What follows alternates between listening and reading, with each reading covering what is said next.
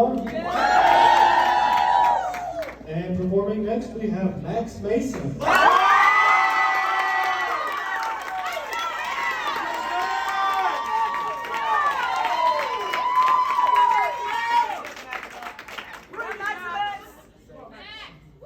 Hey everybody, my name is Mason. I'm running on 3 hours of sleep and 3 cups of coffee. Hold on real quick. They still got people coming in. That's all good. I can restart.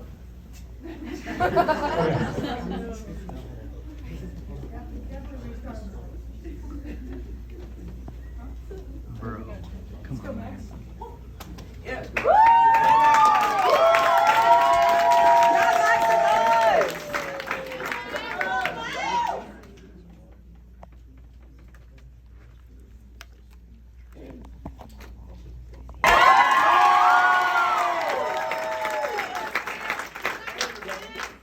I'm still Max Nicholas, running on fumes, and I'm from Calvary Church in Greensboro, North Carolina, and the title of my sermon is Embrace the Adventure, and I use the verses Genesis 12 verses 1 and 2, Hebrews 11:8, John 14 verse 5 and 6, and Genesis 12:13, and Proverbs 24:16. A few years ago, I spent 12 days stranded in the mountains of New Mexico, walking miles every day, tired, cold, and cramping. We got lost and stuck inside of a thunderstorm. And usually, that would be a terrible experience. But because we voluntarily accepted the challenge, we saw the grueling circumstances as an opportunity to grow. And as a Christian, I wonder if we stepped out of our stagnant, reactionary lives and embraced the life of adventure that God has for us, if we start to see our trials and suffering as steps toward a blessing. Abram, later called Abraham, who lived one of the most adventurous lives in the Bible, had very stagnant beginnings. He lived at home with his rich family and had everything provided for him for 75 years. And after all that time, God comes to him in Genesis 12, verses 1 and 2. And he says, "Go from your country, your people, and your father's household to the land I will show you. I'll make you into a great nation, and I will bless you."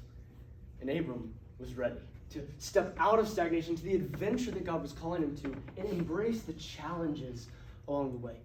And actually, it wouldn't have been an adventure without those challenges. See, I didn't go to New Mexico despite the challenges. I was seeking them. And that's my first challenge for us today, is to seek the step that God is calling us to.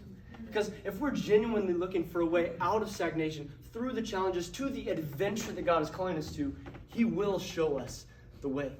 So the question is, are you willing to step out of your comfort zone, even if it scares you, or if it's tough? Or what if God only shows you a step, but not the destination? Abram had no idea where he was going. Hebrews 11:8 tells us that by faith, Abraham, when called to go to a place he would later receive as his inheritance, obeyed and went, even though he did not know where he was going.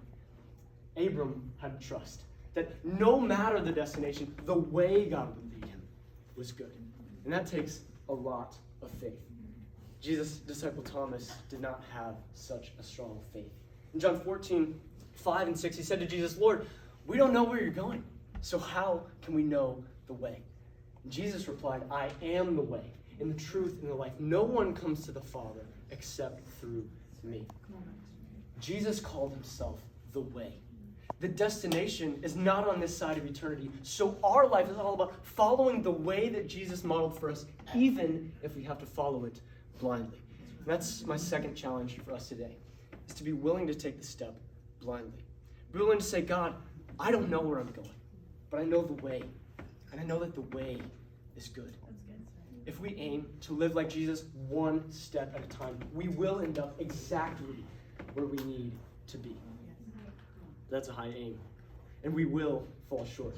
Abram did just after leaving home. There was a famine, and so he fled to Egypt, and he was worried that they would kill him for his wife. So in Genesis 12:13, he tells her, "Say you're my sister, so that I will be treated well for your sake, so that my life will be spared because of you." Abram had really messed up. He lied and let his wife be used to protect himself, but he didn't give up because of that sin. If he did, he would have a short, miserable story. Instead, we honor Abram because he got up and kept walking in faith that God could use him despite his weakness.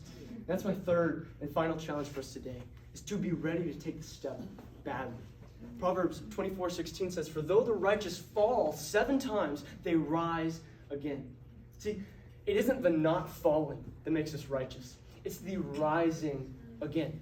I got lost hiking in New Mexico, and I wouldn't be here if I hadn't got up, found my way back on course, and kept moving forward. So never let your past or your failures or your weakness prevent you from moving forward in the step that God is calling you to take today. Aim at perfection, but be ready to take the step badly and rise again. So we seek the step. We're willing to take it blindly, and we're ready to take it badly, and then we take it. And then we keep on walking, just like Abram, who took a whole lot of little steps that turn into a lifestyle of adventure and turns him into a completely new person. He became Abraham, father of nations, ancestor of the Son of God. Who could you become if you stepped out of stagnation and embraced the life of adventure that God has for you? Thanks so much.